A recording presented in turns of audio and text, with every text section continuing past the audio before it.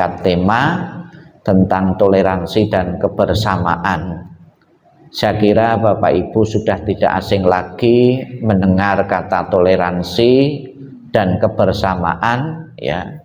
Pasti kedua kata ini Bapak Ibu akan setuju dalam beberapa hal, ya, akan setuju dalam beberapa hal, ya.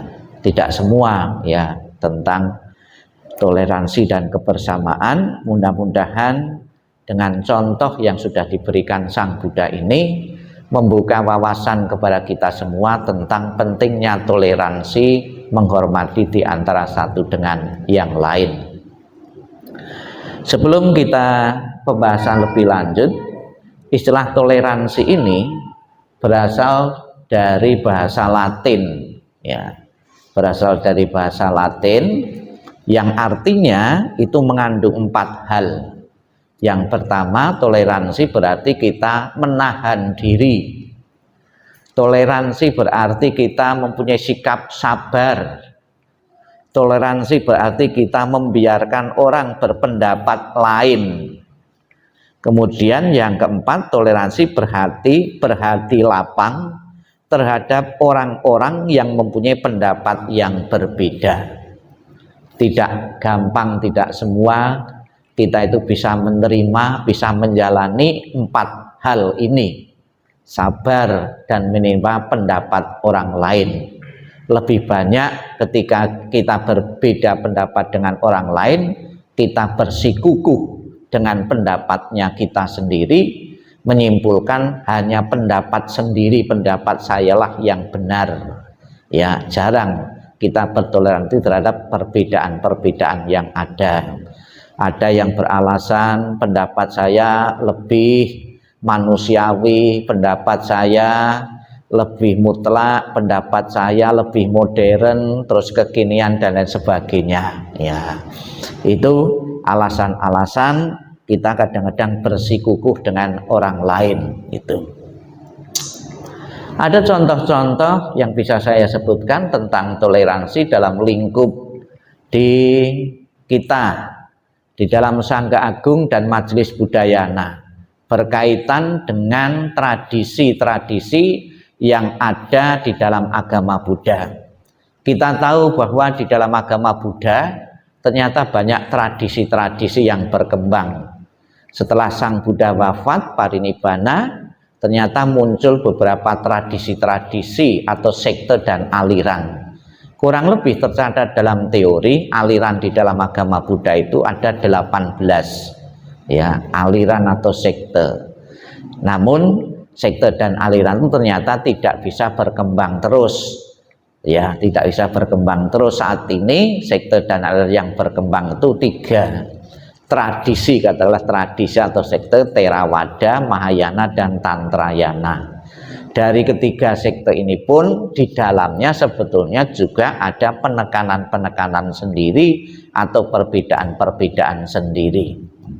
Jumlah umat Buddha di Indonesia, ya, dari awal dari kebangkitannya itu memang tidak banyak, ya, tidak banyak. Maka bagaimana umat yang tidak banyak itu biar kelihatan banyak dan juga semangat dari yang sedikit ini dalam persatuan kesatuan, maka muncullah ide ada kebersamaan. Nah, munculnya ide kebersamaan ini dimunculkan oleh biku yang pernah belajar, ya, di luar negeri dan melihat sikon di Indonesia, dan juga semangat dari masing-masing tentang kebersamaan itu, yaitu Bante Asinjinara kita. Dia bercita-cita dalam satu wihara, dalam satu aptab itu kalau bisa belajar 3 tradisi yang berbeda. Di sini di Wihara Sangga Agung dan Budayana bisa belajar tradisi Theravada, tradisi Mahayana, tradisi Tantra. Ya, ini bukan campuran atau campurado atau gado-gado. Bagi mereka yang belum paham, dikiranya Sangga Agung dan Budayana itu gado-gado atau campuran ini. Ya, sekalipun juga tidak tertutup kemungkinan satu orang bisa belajar ketiga-tiganya, karena kita mempercayai dan meyakini bahwa kitab suci yang ditulis menggunakan bahasa Pali, bahasa Sanskerta atau Mandan dan Tibet itu berasal dari mulut yang sama. Dari mulut siapa? Dari mulut Sang Buddha, mempunyai tujuan yang sama. Ya, karena meyakini itu. Cuma karena agama Buddha itu sudah berkembang ke daerah-daerah, ya, itu kadang-kadang beradaptasi atau boleh katakan terkontaminasi oleh daerah masing-masing, tetap esensinya tetap sama, ya. Kita harus merasa bahwa ajaran dalam 3 tradisi itu berasal dari sumber yang sama, Sang Buddha, dan tujuan yang sama. Gurunya Sang Buddha Sakyamuni, sumbernya kitab suci menggunakan bermacam-macam bahasa itu, kemudian tujuannya nirvana, baik itu Theravada, Mahayana, dan Tantra. Memang ada juga penekanan tentang Bodhisattva misalnya saja, ini ditekankan di Mahayana. Ya. Maka di kalangan Sangga Agung untuk mewakili dari 3 tradisi ini, wandana yang diucapkan di saat melakukan puja bakti itu ada 3. Namo Sangyang itu mewakili dari tradisi Tantrayana. Ya, dalam kitab Tantrayana ada. Kemudian Namo Tassa mewakili tradisi Theravada. Namo Sabe mewakili tradisi Mahayana, Bodhisattva. Di samping Buddha Sakyamuni, dalam tradisi Maya juga mempercaya ada makhluk-makhluk suci, ya itu. Jadi diharapkan di dalam Wihara Sangga Agung itu kita bisa belajar 3 tradisi ini. Apakah itu bisa? Ternyata bisa, namun ada juga yang tidak bisa, tidak sepaham. Saya pernah menemui, ya, satu wihara cerita, mungkin Romo senior kita, Romo Sakya itu pernah tugas di salah satu wihara yang akan saya ceritakan ini. Di salah satu wihara, di situ mungkin belum resmi itu Wihara Sangga Agung, Bina Sangga Agung. Di situ ada buku Parita, ada buku Yangking dan buku-buku yang lain. Ketika yang satu pihak ini mau sembahyang, itu buku yang dipakai itu disembunyikan, itu biar ndak bisa pakai. Disembunyikan, ditaruh di lemari, dikunci, ya. Nah, kemudian karena mau sembahyang kan gitu, terus kuncinya lemarinya dijebol, ya. Kemudian dilaporkan, ya, oleh pihak yang menyembunyikan itu bahwa ini terjadi pengrusakan, ya, pengrusakan terhadap fasilitas wihara. Asing jongkel juga merasa benar, dong, saya mau sembahyang kok bukunya disembunyikan, ya. Ternyata, ya, ini tidak terjadi di tempat yang lain, tidak separah seperti ini. Namun ada beberapa orang yang fanatik salah satu aliran, sekte dan tradisi itu tidak menginginkan di situ ada pembacaan, pelafalan ajaran Sang Buddha dalam bahasa-bahasa yang lain, ya itu benar. Itu berarti kan tidak ada toleransi dia ini, ya. Pernah di zaman Sang Buddha sendiri ada seorang biku itu mengusulkan Sang Buddha itu bikin peraturan, ketentuan pelantunan parita atau ajaran Sang Buddha itu menggunakan 1 bahasa saja. Ya, ada kemungkinan bahasa yang diusulkan ya bahasa milik biku itu sendiri, mungkin itu loh. Ada 2 biku yang mengusulkan itu menggunakan bahasa 1 saja, mungkin. Orang kan fanatik pada daerahnya masing-masing toh, kan gitu. Menggunakan 1 bahasa saja. Sang Buddha tidak menyetujui. Kemudian Sang Buddha mengatakan di dalam Majjhima, di dalam kitab suci yang buku merah itu ditulis bahwa ajaranku bisa disampaikan, bisa diulang menurut bahasamu masing-masing, ya. Jadi kita pun juga harus toleran juga terhadap perbedaan-perbedaan ini. Kalau kita orang Indonesia, sebaiknya kitab suci ditulis pakai bahasa Indonesia, lebih paham, tanpa memaksakan diri harus menggunakan bahasa India. Tidak bertentangan kita menerjemahkan kitab suci menurut bahasa masing-masing, bahkan jauh lebih mengena daripada kita memaksakan diri menggunakan bahasa asing. Memang ada juga orang Indonesia sendiri, saya pernah mengatakan kalau kitab suci Parita dibaca langsung Indonesianya itu tidak pakai bahasa Pali atau Mandarin, itu sembahyangnya kurang abdul katanya. Ya, istilah abdul, sekalipun tidak tahu kan abdul. Ada abdul kan gitu. Ya, kan sayang sekali ya. Kan kita tidak mengajari Bapak Ibu menjadi burung beo. Burung beo itu bisa hafal ya, bisa mengucapkan dengan lincah lancar tapi tidak tahu artinya. Kan sayang sekali. Padahal kitab suci Parita Sutta itu ditulis diajarkan Sang Buddha dengan satu tujuan untuk merubah pola pikir manusia. Ya, itu. Di agama lain juga ada yang keberatan juga yang diterjemahkan itu.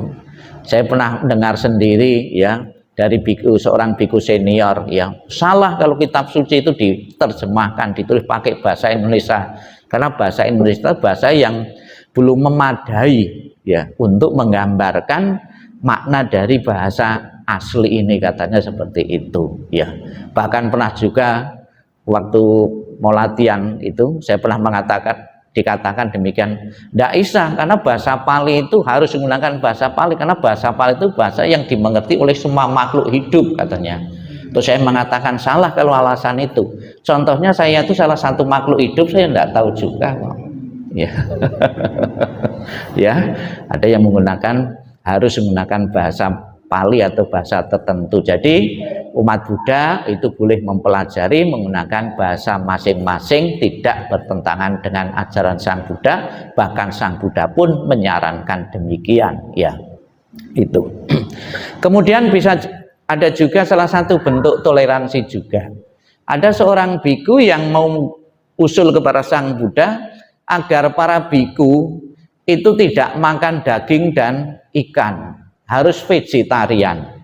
Biku ini namanya biku Dewadatta ya. Biku Dewadatta usul kepada Buddha, agar Sang Buddha menetapkan para biku tidak boleh atau dilarang makan daging dan ikan. Sang Buddha mengatakan para biku boleh menuruti apa yang dikatakan Dewadatta, tapi tidak berlaku bagi semua, karena ada beberapa daerah-daerah tertentu biku harus bertahan hidup, kan harus beradaptasi. Misalnya saja biku tinggal di daerah nelayan ya, otomatis kita pun juga mendapatkan dana makanan juga pasti ada ikannya juga ya, itu ya.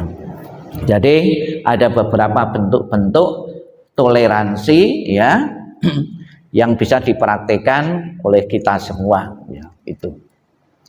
Kita kembali pada gambar ini ya.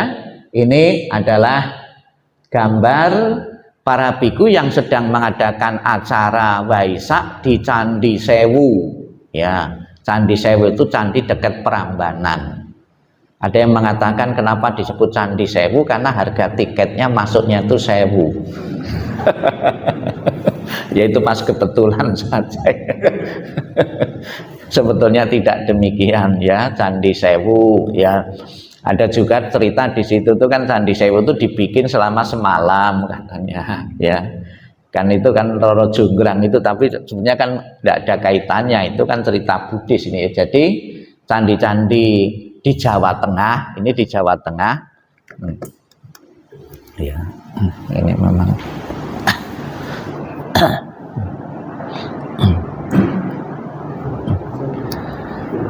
candi-candi di Jawa Tengah itu kebanyakan itu adalah candi agama Buddha.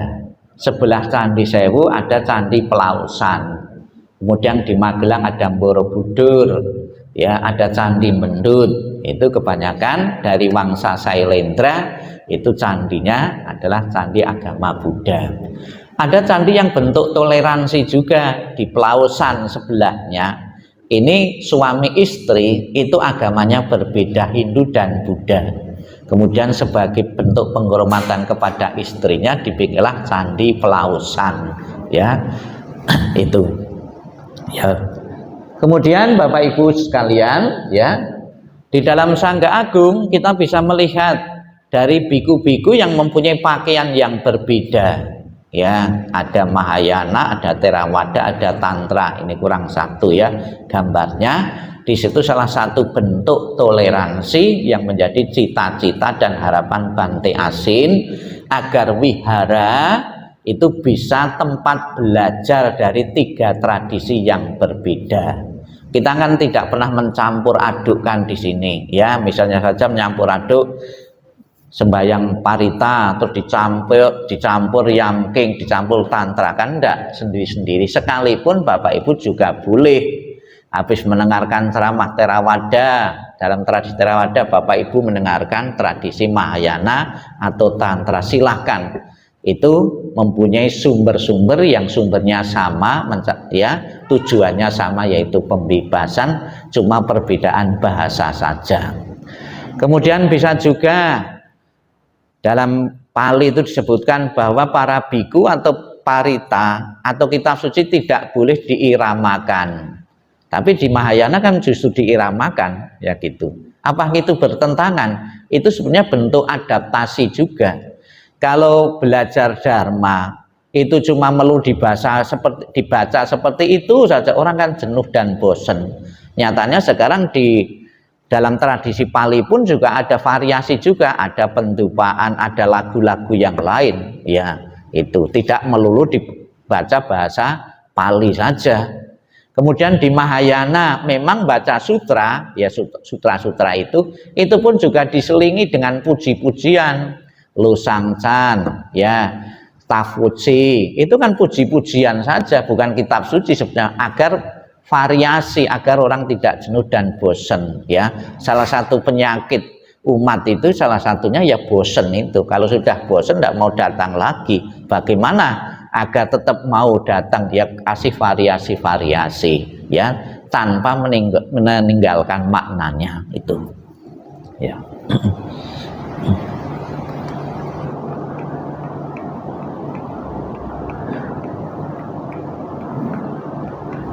Nah, itu baru saja Bapak Ibu sekalian, kita ada cerita-cerita dan membuat agama Buddha itu semakin dikenal luas di kalangan non-Buddhis, yaitu biku yang sudah 2 tahun ini, ya kurang lebih, biku tudong, biku yang berjalan melewati beberapa kota. Sebetulnya tudong yang pertama itu bukan biku Thailand, malah orang Indonesia, itu seorang seniman, Dedi Kempot, ya. Sewu kutha wis tak liwati, sewu ati tak takoni. Sewu kutha kan wis dilewati. Ya, itu tudong, ya, biku tudong. Kenapa di zaman modern saat ini ada pesawat, ada bis, ya, ada mobil, ada sepeda motor, kok malah jalan kaki? Dengan jalan kaki itu memudahkan berinteraksi secara langsung kepada masyarakat luas.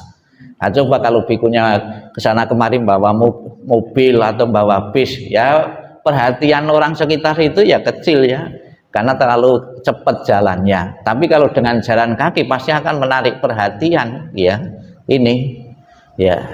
Dan sebagai bentuk mengukur, mengetahui toleransi orang-orang di situ seperti apa. Orang yang beragama beda, rohaniwan yang berbeda, tidak kenal orang asing, mau menyambut dan kasih makan, ngasih minum. Bukan makan minum saja, ngasih tumpangan. Dan juga ngasih tukang pijet juga. Karena ini juga disiapkan tukang pijet juga, ya. Tapi ini juga dikomando, tidak otomatis. Pasti nanti jam sekian tiba di kota ini pasti suka ada yang mengomando juga. Terbukti juga banyak orang yang nyambut. Kalau seketika itu saja kan kecil kemungkinan orang sebanyak itu. Namun kan satu bentuk toleransi ini. Orang berbodong-bodong dari agama lain, kalau saya sering di kampung itu pasti ditanya ini tentang biku yang jalan kaki ini. Apakah ini termasuk ekstrim atau tidak? Ya termasuk juga ekstrim sebetulnya. Tapi kan ada nilai manfaat. Kenapa ekstrim? Ya karena kadang-kadang kakinya tuh kadang-kadang sing kelokop juga kepanasan, ya itu, ya. Belum tentu kalau kita yang sehat ini bisa melakukan hal yang sama, jalan kaki ini. Ya saya sering di depan wihara itu tudong, tapi yang terbatas lingkungan sambil olahraga. muter-muter wihara saya juga tudong juga itu. Itu ya. Ternyata dengan cara seperti ini misinya tercapai ya, umat-umat di Indonesia sekalipun beda agama ya, itu menyambut dengan antusias para biku ya ini. Nah, ini toleransi menuju pada sikap saling menghargai sesama ya. Ya. Kemudian untuk menggemakan tentang toleransi ini ya, ada tanggal toleransi, tanggal peringatan, yaitu tanggal 16 November dijadikan sebagai Hari Toleransi Internasional. Ya, ini.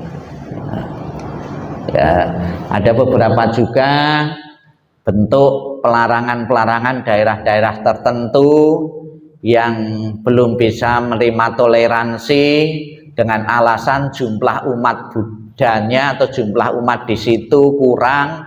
Kan menurut ketentuan itu peraturannya itu kan ada 90 KTP yang beragama-agama itu dan mendapat persetujuan 60 KK sekitarnya. Kalau daerah padat penduduk bisa, tapi waktu saya di Papua itu tidak bisa syarat itu. Namun pemerintah bertoleransi juga, tetap dikasih izin juga sekalipun punya umat di bawah ketentuan itu ya, itu. Tapi kan banyak juga yang sudah ketentuannya dapat ya, tapi tidak mendapat izin karena faktor lingkungan dan sebagainya ya, itu. Ya, maka pemerintah pun dengan tegas ya ini untuk menindak orang-orang yang tidak mempunyai toleransi, yang mengganggu kerukunan dan keharmonisan. Kan pernah juga dilarang ya, itu. Ya. Kemudian juga toleransi bisa juga dilakukan di lingkup yang kecil ya, di keluarga ya. Contohnya dalam keluarga saya sendiri, dan keluarga saya sendiri itu ada 3 agama yang berbeda. Ada yang Katolik, ada yang Buddha, saya ada yang Islam. Bentuk toleransinya gimana ya, misalnya di saat makan pas Natal atau pas Paskah, saya kan bisa ikut makan di situ Natal Paskah itu daging babi ya, tapi begitu ada yang keluarga yang Muslim ya daging babinya disembunyikan dulu. Kita takut menyinggung yang Muslim. Kalau sudah tersinggung nak mau kumpul-kumpul lagi nanti.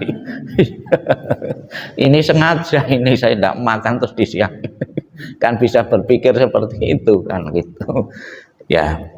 Kemudian juga di saat pas perayaan-perayaan, ketika saya merayakan Waisak, saudara-saudara saya kirim WA atau telepon langsung, selamat ya Waisak ya.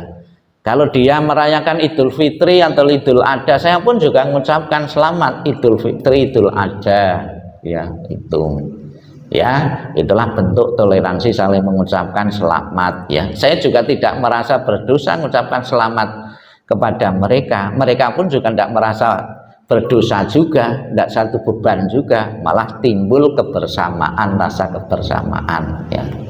Ya, ini ada salah satu desa juga, di saat salah satu desa merayakan Waisak, yang agama yang lain pun saling bertemu, saling berjabat tangan, saling ya rangkul-rangkulan. Ini kan salah satu bentuk toleransi ya. Toleransi harus, sebab ya sampai kapanpun kita akan hidup berdampingan dengan agama yang berbeda. Nah, kecuali Bapak Ibu pindah kemana ya. Yang mayoritas kan tetap kecil kemungkinan, tetap kita akan hidup secara bersama-sama di lingkungan yang berbeda ya, itu diperlukan toleransi ya.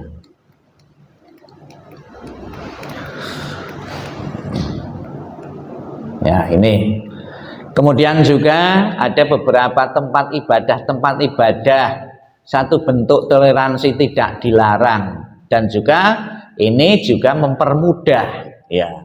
Pernah saya tugas di salah satu wihara di Kalimantan Tengah, di kota Pangkalambun. Di situ ada umat Buddha yang mampu. Jadi umat Buddha yang mampu itu berdana tanah untuk waktu ini baru tiga agama ini. Yang Kristen sebenarnya ada juga kebagian juga, tapi belum diurus. Jadi ada wihara 1 hektar, tanahnya dikasihkan oleh umat Buddha ini 1 hektar. Yang pura kurang lebih setengah hektar. Yang muslim sebelah pura ini ada 1 hektar untuk muslim itu. Bentuk toleransinya gimana? Di saat Syed Sabnggu misalnya saja mereka sembahyang kan bawa makanan-makanan juga. Saya diantar waktu tugas di situ juga. Bekas sembahyang seperti gini diantar juga. Kalau saya sembahyang Syed Sabnggu kan biasanya hampir bersamaan tanggal 1 tanggal 15 itu, selisihnya sehari atau pagi dan sore gitu saja. Saya pun ngantar makanan ke situ juga. Tanpa ada rasa takut makannya disantet itu. Saling percaya. Ini makanan hasil sembahyang kan dapat berkah juga. Ya di pura juga makanannya bau dupa juga, di wihara juga bau dupa juga makanannya. Coba ini kan bau dupa kalau tidak biasa makan. Ya. Kemudian kalau mau pergi penjaga wihara atau saya mau pergi titip kunci, tolong ya kuncinya titip ini nanti kalau sana juga gitu yang pura kalau mau pergi juga titip kunci juga ke wihara itu. Saling percaya juga, kita tidak khawatir kalau tak titipin nanti kan buka sembarang itu karena ada toleransi saling percaya. Kemudian di saat ulambana kita pun juga ngantar makanan-makanan ulambana itu di sekitar masjid, sekitar pura ini ya. Ini adalah bentuk toleransi beragama ya. Kemudian ada lagi, ini kan tempatnya berbeda ya. Di satu tempat mempunyai ini di sini ini sudah dikenal juga ada 6 agama yang berbeda. Kapan hari di sini mungkin Bapak Ibu juga belum tahu juga. Ada yang mau minta pinjam tempat ya, numpang ya. Pas saat perayaan agama sebelah, numpang tempat di sini ya. Diizini oleh pengurus, tapi justru umatnya yang tidak mau. Kita Natalan tuh mau pergi ke gereja bukan ke wihara ya. Umatnya yang tidak mau ya. Itu ya itu. Ini bentuk toleransi. Suatu saat nanti kita kepepet tidak punya tempat mungkin boleh juga di situ, malah lebih enak ada kursinya juga. Ya, tapi belum pernah ya, belum pernah dicoba ya. Kalau kepengen, tapi asal jangan waisaan di situ nanti. Saya mau pergi ke wihara waisaan kok malah Natalan di gereja. Ya itu. Kemudian ada juga saya dengar di sini. Jadwal puja bakti, jadwal sembahyang juga tidak bisa bersamaan toh, sudah diatur seolah-olah jam 9, jam 10, jangan melebihi jam setengah 12 ya karena ada suara itu. Itu juga salah satu bentuk toleransi dan banyak untungnya. Coba kalau masing-masing itu ngurus perizinan sendiri-sendiri lebih susah ya. Kalau bersama-sama ini kan lebih mudah. Kapan hari yang terbaru katanya di Keputih. Di Keputih ada salah satu yayasan itu juga ada rencana ada mau 6 agama yang berbeda juga ya. Pak Fredik, Pak Arianto kapan hari saya diajak, kapan tidak bisa juga, sudah peletakan batu pertama di situ ya. Jadi kalau kebersamaan toleransi kan lebih mudah toh daripada saling menjegal. Nah itu. Ada lagi yang aneh. Nah ini kira-kira di mana ini kalau Bapak Ibu pernah lihat? Di mana? Pamekasan ya, di Madura. Ini dalam satu lokasi kelenteng itu ada tempat ibadah yang berbeda, Hindu ya, pura, malah sebelahnya lagi itu muslim, musola ini ya, ya satu ruangan, satu lokasi itu ya. Malah mungkin yang tempat ibadah ini tidak perlu izin lagi, sudah numpang izin di situ. Ya itu. Di Bali juga ada depan wihara itu ada puranya juga itu. Nah, cuma masalahnya toleransinya ya betul-betul harus toleransi. Kadang-kadang di saat sembahyang di sini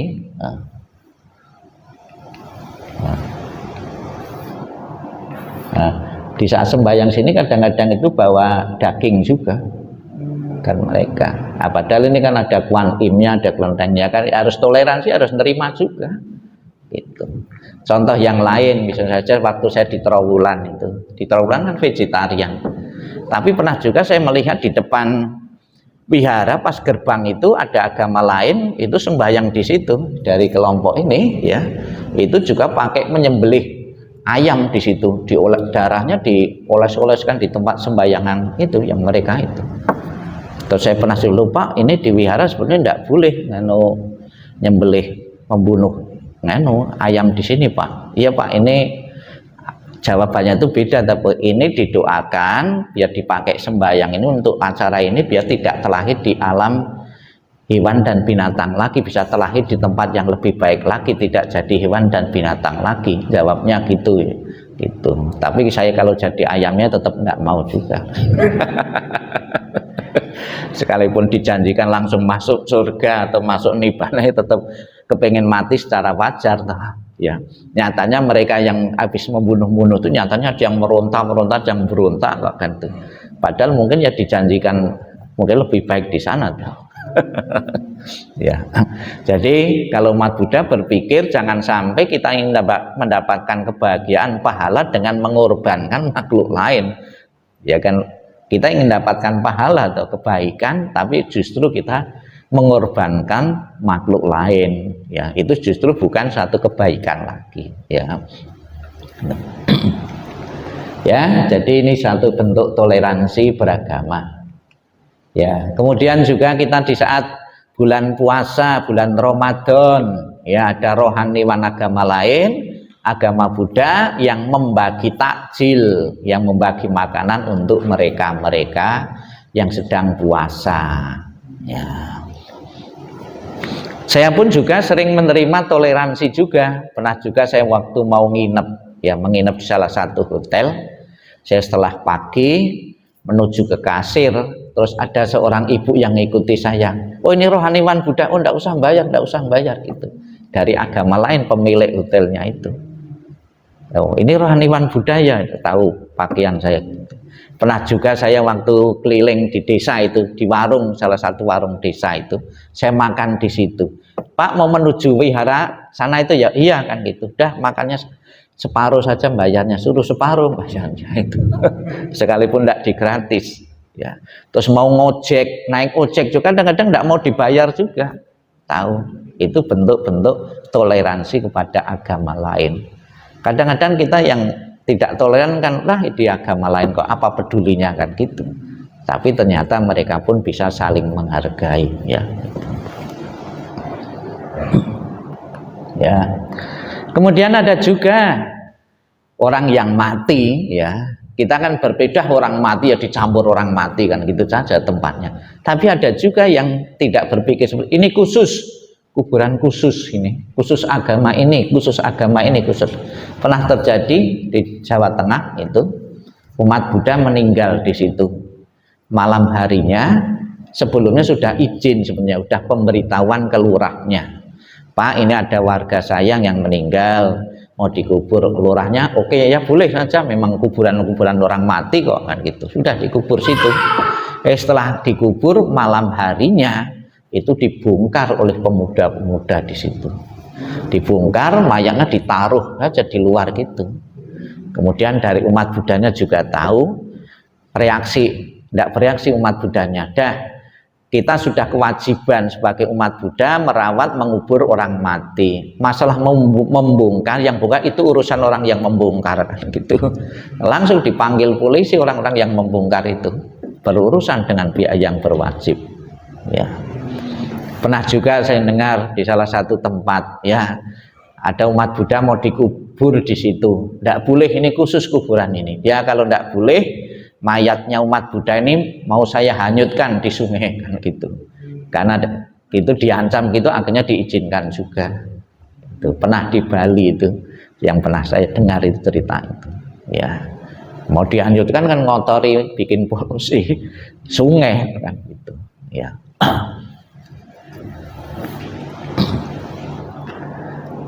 Nah, ini juga bentuk toleransi ya, kenal ya bantenya.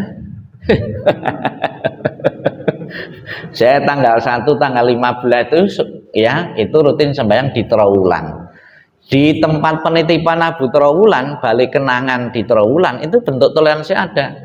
Kotaan-kotaan itu disiapkan bukan saja untuk umat Buddha, tapi juga umat agama yang lain. Nah, inilah palang-palang semua ini, salib-salib semua ini. Ya kalau lihat, jadi boleh. Itu. Ya kalau disembayangi pasti dengar juga.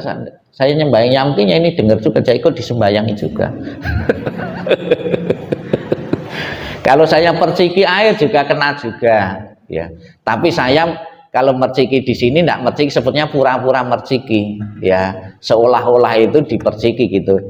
Nah, ini kan kasin kalau diperciki ini kan bisa air kan bisa karatan nanti lama-lama. Ya pura-pura saja, saya pura-pura pakai gini saja, biar di video itu seolah-olah diperciki, padahal ya enggak gitu. Nah, ini bentuk toleransi ya. Saya dengar juga tapi saya belum pernah melihat sendiri, katanya ini juga dikasih kesempatan juga. Sembayang di sini, ya, nggak tahu sembayang pribadi apa, tapi saya dengar itu juga dikasih kesempatan. Waktu saya salah satu ini tempat penitipan foto, tapi sekalipun aliran yang berbeda, dulu saya pernah juga di Damajaya. Nah, itu juga ada tempat penitipan foto. Saya pun juga yamking di situ diizinkan juga. Ya, itu. BPS sudah ada. BPS di Putat, ya di Putat, cuma ndak kentara, ndak dikasih itu salib-salib itu ndak gitu. Ya, ya, ya ada sembahyang, kalau sembahyangnya Buddha di situ. Tapi mungkin dari agama yang lain pun juga bisa juga. Bahkan ini kemarin kapan hari itu rapat tentang yayasan, tentang keuangan yayasan. Ternyata keuangan yayasan diantara Trowulan dan BBS Putat itu cukup lumayan uangnya dibanding mereka yang tidak punya rumah abu. Ya jadi lebih banyak itu uangnya wihara itu yang punya rumah abu, karena satu bulan dapat 2 saja sudah berapa ini. Itu yang Trowulan itu paling banyak itu yang paling 80 juta. Nah, satu bulan dapat 1 itu saja sudah biaya operasional tertolong juga kan gitu. Nah, ini 28 sama 38. Nah, ini padahal lebih ramai di sini. Ada orang Hongkong kapan hari 2-3 hari yang lalu itu juga titip di sini. Jadi abu di sana dititipkan. Ada lagi di tempat lain juga dititipkan sini juga. Ya. Ya saya kadang-kadang promo ya, promo ini karena yang saya sering banyak sembahyang ini promo orang-orang mati tanpa saya harus mengalami mati dulu. Ya itu. Kan tidak semua yang saya ceritakan itu harus saya alami dulu. Contohnya dokter kandungan itu kan laki, ada yang laki, dia cerita tentang kandungan itu tapi belum pernah ngandung juga dia. Itu ya, ini jadi kemarin itu juga ada dari Madiun, itu juga ada yang titip di sini ya. Kita ngurusi sembahyang tuh ya, pokoknya dari naruh sampai 3 tahun, sampai tiap tahun setidaknya cengbing dan ulambana ini ya. Jadi kadang-kadang itu kita itu kadang-kadang juga gini, Sang Buddha itu sementara itu kan mengajarkan tidak melekat ya, tidak melekat terhadap jasmani. Tapi kadang-kadang juga wihara itu juga malah mengajarkan memfasilitasi untuk orang untuk melekat juga ya.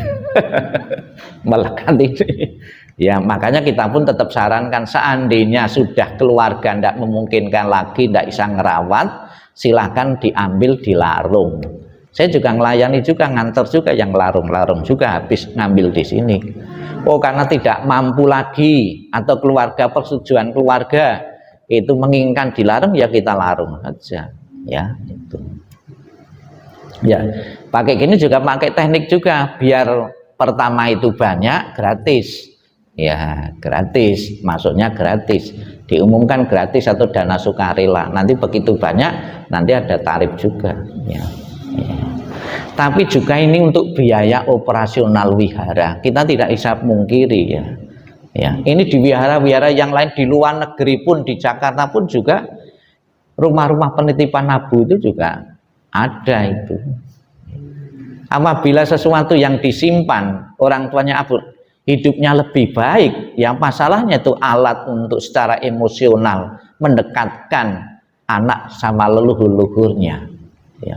Dalam ajaran-ajaran Buddha, dalam Konghucu kan menghormati leluhur itu kan wajib Kita semua itu kan berasal dari leluhur kita. Bahkan berapa persennya kita pun masih membawa ya warisan dari leluhur kita. Ada yang lahir dari celah batu di sini? Tidak ada, ya. Ya. Ya, ini. Kemudian bahasa, di saat saya melayani umat di Adijasa atau di Grand Heaven, apa bentuk toleransinya? Yang meninggal beragama Buddha, namun keluarga-keluarga ini kan lebih banyak yang non-Buddhis. Mereka mau pegang buku agama Buddha, kitab suci agama Buddha, Yamking atau Parita. Kalau orang tidak toleransi itu tidak mau, pegang dupa saja sekalipun yang meninggal orang tuanya, itu ada yang tidak mau juga. Tapi kita juga tidak boleh memaksa. Kalau memaksa artinya kita tidak toleran pada orang lain juga. Harus ini karena orang tuamu harus pegang dupa, gitu. Kan salah juga seperti itu. Maka saya pun juga sebenarnya tidak setuju. Harus semua kalau Yamking Len Secang persembahang dupa semua dipegangi dupa. Ya tanya dulu, ya siapa yang berkenan megang dupa untuk persembahan dupa. Kalau yang tidak mau kita tidak usah marah, karena memang kita menghargai pendapat yang berbeda, agama yang berbeda kok. Ya itu karena memang dari ajarannya kan ada juga yang tidak membolehkan. Ya gitu. Kalau kita saja belum tentu di saat kita bareng-bareng agama yang kita mau pegang kitab suci, belum tentu toh. Ya mereka mau ya. Sekalipun agama yang berbeda memegang kitab suci, maka sering saya menonjolkan bahasa Indonesianya, lebih-lebih bahasa Pali itu yang ada terjemahannya, lebih saya tonjolkan agar umat yang pegang yang agama lain pun juga mendapat manfaat dari nasihat-nasihat Sang Buddha. Kematian kan hukum universal. Siapapun agama apapun akan mengalami kematian, dan kamu beragama apapun itu di saat menghadapi kematian lebih banyak susahnya, sedihnya toh. Apakah sudah agama ini terus tidak sedih lagi? Kan nyatanya kan lebih banyak yang sedih atau merasakan kesedihan. Ya, itu. Ya, ini bentuk toleransi ya. Jadi ada beberapa romo-romo yang bertugas ya untuk membaca parita atau doa ya. Kemudian juga satu bentuk toleransi juga, aku mengajarkanmu bukan untuk mendapatkan murid. Nah, kebanyakan itu kan orang kan mengiranya kan untuk mendapatkan murid menambah anggota, tapi tidak demikian dengan ajaran Sang Buddha itu. Perubahan perilakumu, meninggalkan yang buruk untuk mengarah ke kebaikan, itulah yang saya inginkan ya. Apakah menjamin sepenuhnya Bapak Ibu beragama Buddha langsung surga? Kan enggak. Sang Buddha kan juga menjelaskan tentang neraka juga, berarti kan juga ada neraka juga. Di tempat lain pun juga menjelaskan neraka juga ya, itu. Apakah masuk surga itu mudah? Saya katakan mudah. Bapak Ibu berlindung kepada Buddha, Dharma dan Sangha itu sudah mendapatkan surga. Bapak Ibu mengucapkan Namo Amitofo 10 kali itu sudah mendapatkan surga. Mudah sebetulnya itu ya. Jangan mengatakan agama Buddha itu sulit, susah, nanti minatnya kurang. Akan di tempat lain kan juga yakin gitu saja sudah surga toh. Di Buddha juga gitu, yakin pernah berlindung Buddha Dharma Sangha surga ya. Bapak Ibu ya, tapi yang sadar Amitofo sudah dapat tiket surga itu. Tapi ya jangan buru-buru masuk ya.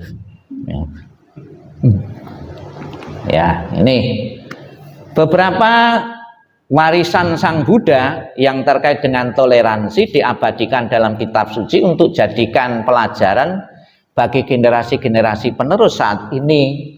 Contohnya cerita tentang Jenderal Singha. Seorang jenderal kan mempunyai pengaruh ya.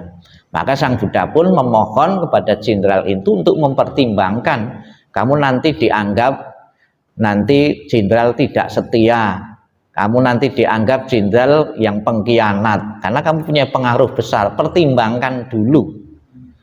Kalau Sang Buddha itu orang yang menggebu-gebu langsung diterima saja pasti ya. Selidiki dulu apa yang saya ajarkan itu. Jarang sekali seorang guru agama itu memberi kesempatan orang untuk menyelidiki ajarannya. Sang Buddha tidak pernah takut dengan ajarannya karena logika ya itu ya Jenderal Singha. Kemudian jutawan Upali, seorang pengaruh juga, pasti akan dengan senang hati bahkan mencari ya rohaniwan itu cari orang-orang yang jutawan untuk mendukung kegiatan syiarnya. Itu saja Sang Buddha untuk mempertimbangkan dulu Upali ini, kamu orang berpengaruh. Semakin terkesan Upali ini kesempatan untuk menganalisa ajaran Sang Buddha, kemudian diterima, namun dengan syarat juga kamu tetap menghormati gurumu, kamu tetap memberi dukungan dana gurumu.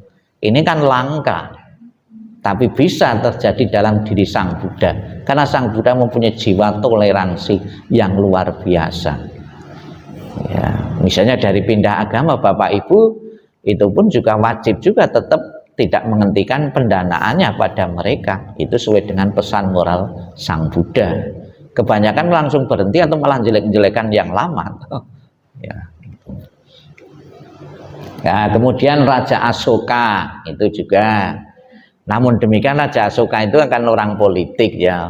Sebetulnya bukan Raja Asoka saja ya, penguasa-penguasa politik saat itu pun juga akan melakukan yang sama, akan merangkul orang sebanyak-banyaknya dengan agama juga untuk mendapatkan legalitas sebanyak-banyaknya orang ya. Raja Asoka pun juga demikian ya. Ini kemudian kitab Sota Soma itu ya, itu juga satu bentuk toleransi keagamaan. Hal yang sama Bapak Ibu seperti Upali ini, saya bikin TikTok ya. Setiap ada wisudi-wisudi, baik di sini sudah beberapa kali juga, saya TikTok video atau di snack video, sengaja saya upload itu biar orang tahu sebanyak-banyaknya bahwa menjadi umat Buddha itu memungkinkan dan mudah.